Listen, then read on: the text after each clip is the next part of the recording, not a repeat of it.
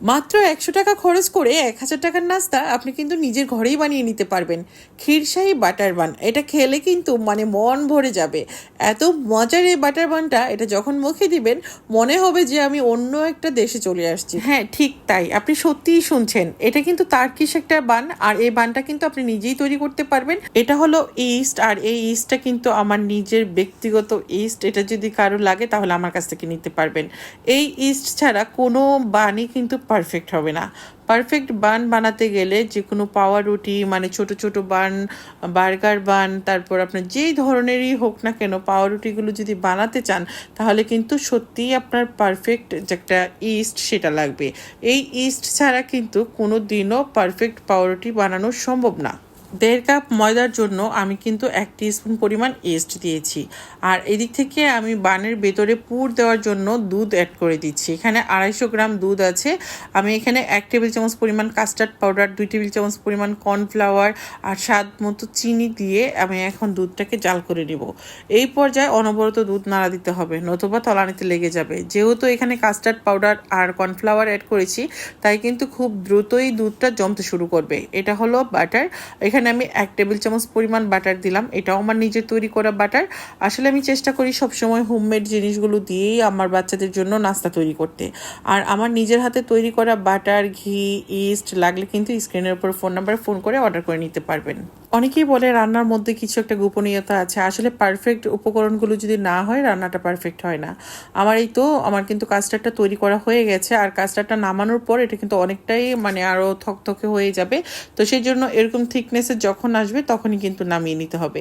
এই কাস্টার্ড দিয়ে যখন আমরা পাউরুটিগুলো তৈরি করব, তখন খেতে কিন্তু অনেক ভালো লাগবে। আর বাচ্চারা যখন এটা টিফিনে পাবে, দেখবেন টিফিন বক্স একদম খালি করে নিয়ে আসবে। শুধুই কি বাচ্চারা, সবাই কিন্তু এটা অনেক বেশি পছন্দ করবে। আর এদিক থেকে হলো আমি পাউরুটিগুলো বানিয়ে নিচ্ছি। আমি এই ডোটা কিন্তু ১০ মিনিটের জন্য রেখে দিয়েছিলাম রেস্টে। আমার ইস্ট যেহেতু পারফেক্ট, তাই কিন্তু এটা ডোটা অ্যাক্টিভ হয়ে গেছে। আর এভাবে করে যখন আপনারা যে কোনো ধরনের নাস্তা বাচ্চাদেরকে বানিয়ে দিবেন, দেখবেন দোকান থেকে নাস্তা কেনার কথা ওরা ভুলে যাবে।